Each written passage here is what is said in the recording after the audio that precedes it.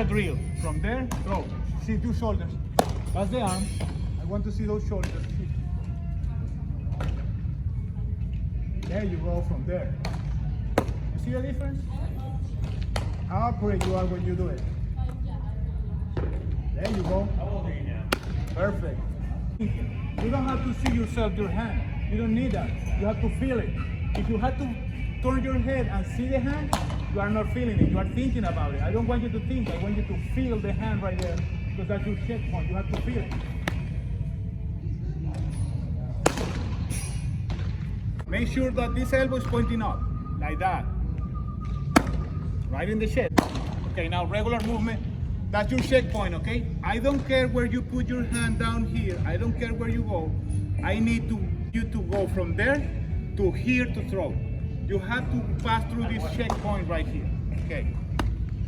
You're gonna feel different, of course. You're gonna feel like, damn, I don't know, this looks like ridiculous a little bit. You don't have to care about that. If you see somebody going like this, you think he's ridiculous or he's very, very aggressive and you say like, whoa, that guy is strong and all that stuff. So you have to feel, don't be ashamed of feeling strong, of feeling powerful. You have to be that way, right?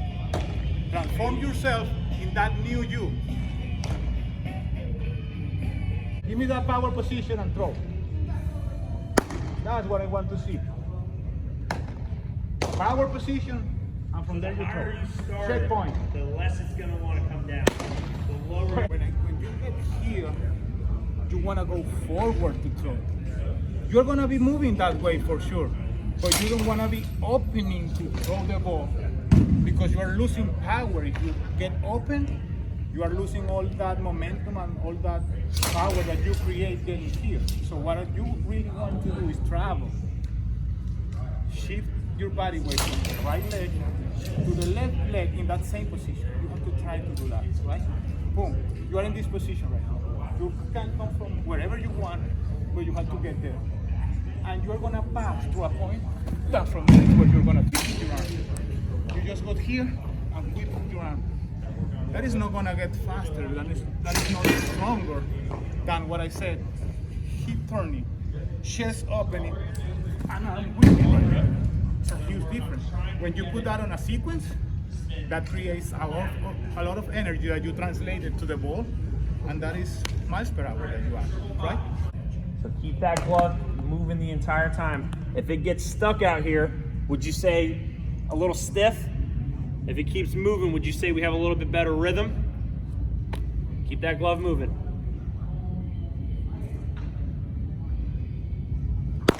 When you go to throw a pitch and your back foot doesn't release, we can only get so far. Right about here. You release the ball here, where do you think it's gonna go? Tiny bit, a little bit. You let that back foot release. Look at where my release point is now. That's it, you felt it though, right? All right, fix it, just throw. Oh, a little different, huh? Awesome job. So if you see a ball spinning like this, when it's supposed to be spinning like this, what did that mean that we did? You got to round it a tiny bit, right? So I don't want you to worry about the movement of a 2-seam. I want you to pretend like you have a 4-seam grip. I'm gonna try to throw it as straight as I can and let the laces take care of the movement instead of worrying about what do I do out here with my hand. Attaboy. So look at the movement that you're getting now. All right here. Obviously the lower we keep it, the more of this we're gonna get, but no more cut on the outside corners. Yeah, so come here for a second. So what do you do with a 4-seam fastball? Yeah, like just show me your athletic delivery, show me the end. What do you do almost every single time you're 4-seam? Yeah, so you get here, you let your back foot release, and you finish. Do you ever think about what your hands are doing with your 4-seam, or does you just let it happen? Same exact thing with the 2-seam, right? When you throw a baseball, you're super athletic. The more thinking that we're doing, what's my hand doing? What's my arm doing? What's my back leg doing? How the heck are you gonna be able to pitch like that?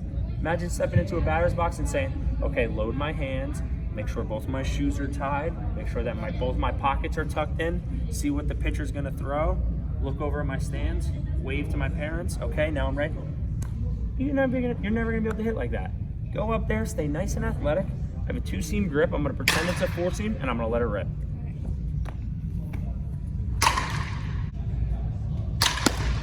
Bingo.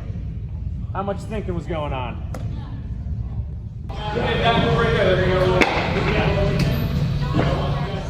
She has a tendency to go with too many steps, and then that causes her transfer to be slow and everything just to be off, and the throw's not as strong. So what we're trying to work on right here is her taking the right first step as she's going into her throwing motion. So we want her to go with her right foot, you know, transfer the ball, and then by the time that left foot hits, she's ready to throw. So we're trying to speed up that process so she can throw runners out this year at 12U.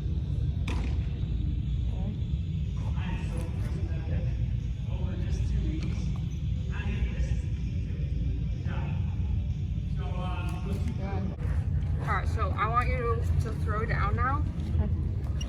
Obviously, we're going to keep working your transfer and stuff like that after this, but I want to see you be able to put your footwork into play now. Okay, so that's the focus. I don't really care about the throw right now. I care about what your feet are doing. This is your drive lane right here. Okay, if you go anywhere outside of this, it's going to cause your body to go away from your target, right?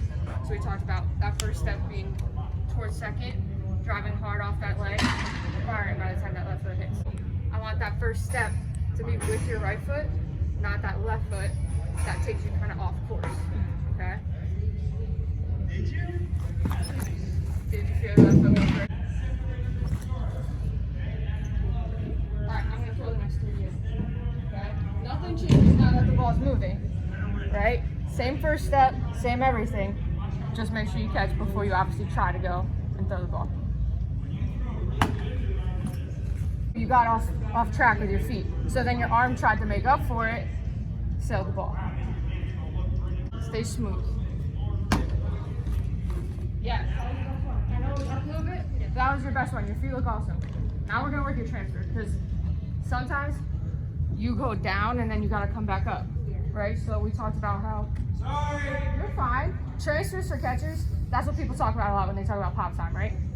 This is huge. If we go down and then come back up, or we bring this down, we have to separate again.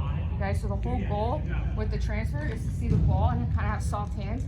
Bring glove right here, your hand's ready to fire. Right? If you're quick here, you'll be ready to throw by that time that left foot hits. Right? And like my throwing hands here, my glove redirected the ball and I can fire. Right? You see how girls throw from their knees? And they're quick about it. The quickness is all with this. Okay? When we throw from our feet, we have a little bit more time because we're taking those steps. But when we throw from our knees, we gotta be in and out so that we can fire. Right? So we're gonna try this out. Your hand is here. Don't try to like push it. Right? It's mostly just like a turn of the wrist redirecting the ball. Okay? To your hand. Better.